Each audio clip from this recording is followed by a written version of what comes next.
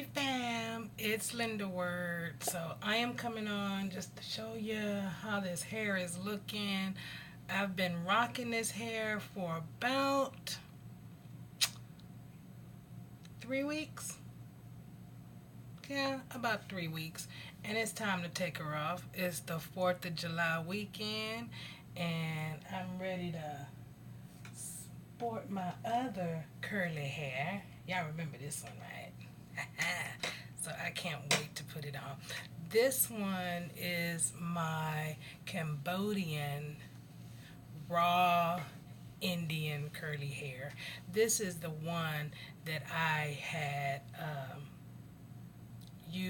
did the steam curl on it, and I put in all the straws all over, so you can see it still has a very nice curl to it. And so yes, I washed this hair last weekend, and it's just been sitting on the mannequin head. And so yeah, it's time for me to put this one on.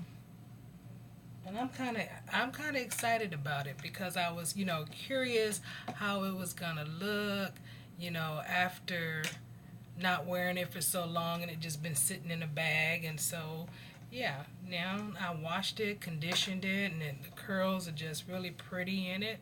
So yeah,